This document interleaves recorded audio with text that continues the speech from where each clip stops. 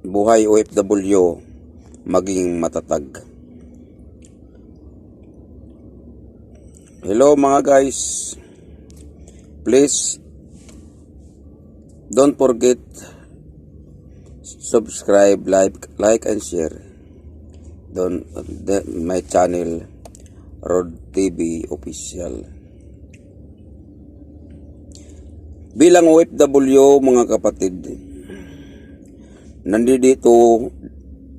dito mo lahat mararanasan ang anuman mga pagsubok ng kung nasa Pilipinas ka, ang anuman mga pagsubok dumating sa iyo, mas matindi pa dito sa abroad bilang OFW. Kasi isipin nyo, una, malayo ka sa pamilya, pinaglalabanan mo yun dahil mahal mo ang iyong pamilya. Pangalawa, lakasan mo ang loob, tibayan mo ang iyong sarili, at huwag na huwag kang susuko dahil mahal mo ang iyong pamilya. Pag hindi mo mahal ang pamilya mo, at talagang susuko ka. Kasi mga bro, mga brother, nangyayari po sa amin yan dito bilang OFW. Kahit masama ang pakiramdam mo, mapipilitan mo magtrabaho bilang OFW.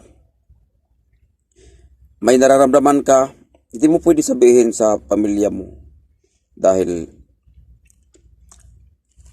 masasaktan sila. Unang-una, malayo sila hindi mo sila kapiling. Pangatlo, pagpauwi ka na, masarap. Kasi medyo masaya ka.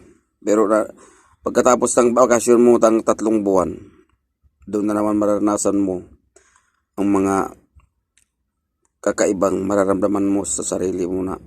Kasi hindi mo maiwasan, maluluha ka, kaya babalik ka naman. Bilang OFW, kaya lakasan mo talaga ang loob mo. Luluha ka at luluha rin ang mga anak mo. Aalala kasi nila, may isip nila sa loob ng 2 taon, hindi mo sila makikita. Kaya itong content ko ito, sana masubaybayan nyo rin at mapanood nyo itong video ko. Talagang bilang OFW, lahat tayo maging matatag. Dahil para sa kanila, para sa pamilya at maalagaan ang pamilya at ang ating mga anak na mga nag-aaral. Kaya